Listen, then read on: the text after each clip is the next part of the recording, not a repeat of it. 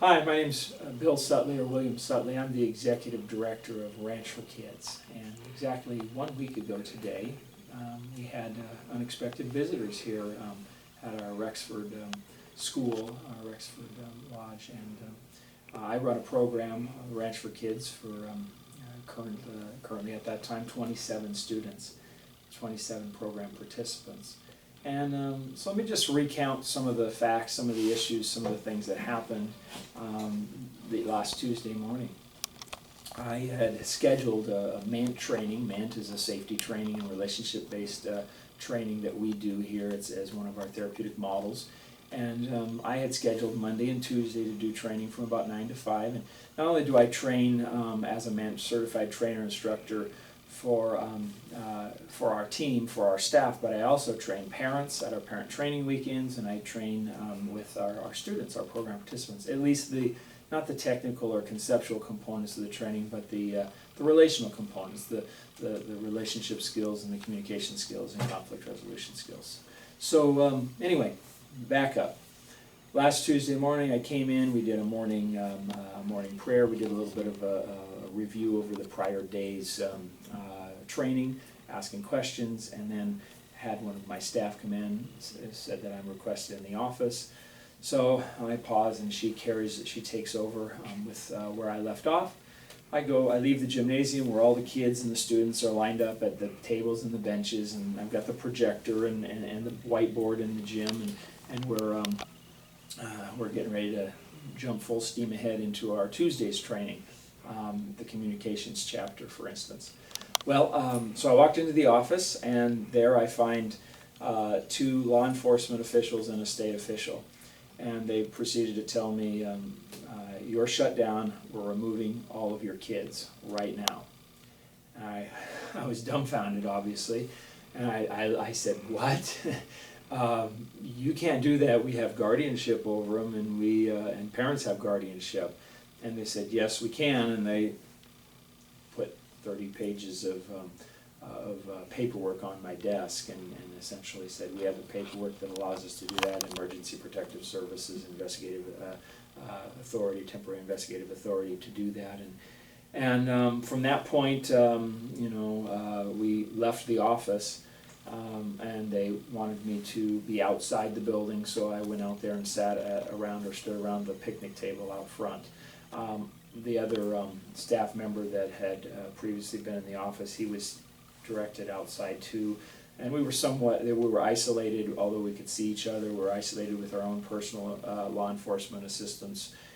Essentially, law enforcement said that they were there to keep the peace, and then they proceeded to remove the kids, and vehicles began pulling up, about 20 different vehicles, and law enforcement and child protective services specialists and people from the state.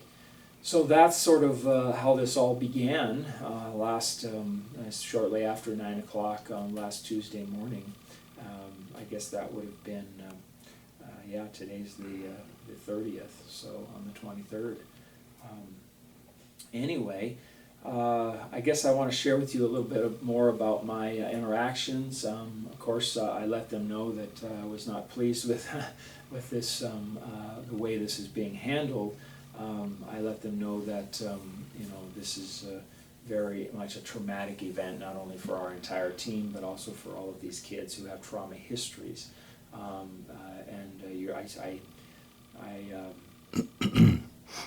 told them I would cooperate.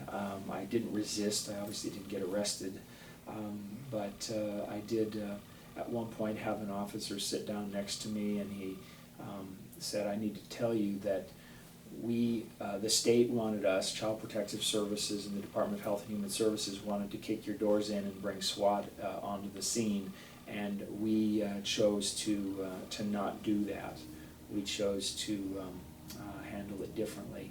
And I put my arm around him, and I said, well, thank you very much. I appreciate that decision. And then I proceeded to tell him, even though I appreciated that that's not how this was happening, that it could be handled much better. It could have been handled much better. And then later on in the conversation, I begged, I pleaded, I said, please, allow me to go in and address our team, address the kids, and debrief with them, explain to them what's about to happen as they're being removed from their home, from their place of work, from the kids from their place of felt safety with their staff and with each other. Please allow me to hand them off to you in a respectful manner. Manager training is all about dignity and respect and maintaining safety. And this obviously didn't feel safe. It was a show of force and intimidation and threat from our state government. I wish I could color it any other way, but unfortunately that's not the way it. I do understand what it feels like to have your children taken away. In this case, 27, who I truly consider a parent of. I co-parent with their families, and it was very disturbing. It was a very disturbing experience for sure.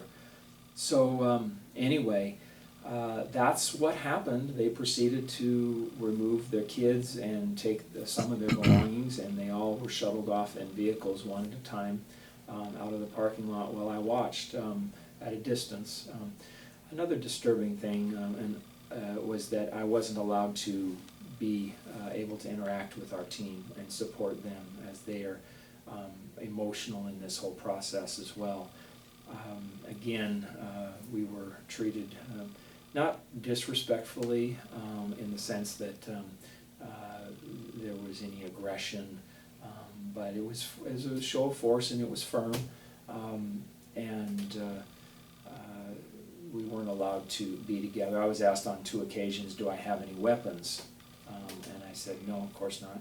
And then later on, no, I don't have any weapons. I'm not a threat. I'm not a violent man, and you're not gonna see any resistance from me. You're gonna see only cooperation.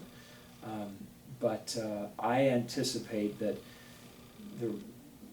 I surmise that the reason they asked those questions is they truly did think that I was a threat, and obviously enough of a threat to have SWAT teams on backup and close the road into Rexford off of Highway 37 and stage quite a big event. So they did close that road into Rexford, absolutely. And there was a detachment of SWAT around the bend out of sight, but just there in case you were planning to resist this. Yeah, and of course they found no weapons and they had no resistance from us whatsoever. I didn't see the SWAT, so I can't say that they were actually there, but that's what my understanding is, and that's what I was told. And you were told by law enforcement. Yeah, very specifically. We were going to come in with SWAT, but we chose to personally come in because we know you. We know who you are, and the state officials are coming from other parts of the state, but this was the county sheriff's department and detectives and deputies and a whole team of people that were there to keep the peace. And those law enforcement officials and officers, they were very respectful and polite in their handling with you, and Absolutely. I'm presuming they were also courteous or respectful of the children. Unfortunately, the children, no matter how nicely it's put to them, they're hit like a bolt out of the blue with suddenly government officials removing them from their group, taking them elsewhere, and with no prior notice. And it is my understanding the parents were not pre-warned that this was going to happen either. So I believe you had to contact the parents after this all went away. You had to contact the parents and let them know the government in Montana has just taken your child. Absolutely. I wasn't allowed access to my cell phones, which I had left in the table, in the gym on the table, as I walked out of the gymnasium. And so it was, I asked them, let me hand them off to you. You're strangers to these people. You're a threat. You're gonna escalate them, and they're gonna go right into their fight or flight brains, their brainstem, their survival brains, and that's very unsafe. And more importantly, it's not just unsafe, but it's extremely traumatizing to kids who have trauma histories. And Exactly. please, I beg of you, don't do this. You do not understand these kids. You're not familiar with their issues and their histories, and I am. And whether you agree with me or whether you think I'm abusive or neglectful or any of that, the truth is they feel safe with me and allow me to put your stamp of approval in this process and let them know, guys, this is what's happening. You don't need to be afraid. Everything's going to be taken care of. But unfortunately, that was not allowed for me to be able to make the situation so much better. And it just would have been a simple conversation in front of everybody. We're not going to have chaos. We're not going to have pandemonium. I'm calm, and I'm safe. But anyway, that's the way this went down. Okay, so that's now history. It happened a week ago today, and on 23rd of July, 2019. And we will talk further about this, Bill, with your cooperation. We'd like to get even more deeply penetrating into how this came about, what kind of social movements were going on behind the scenes, and other factors that'll come into play. And that'll be for later in another interview. So thank you so much, my man.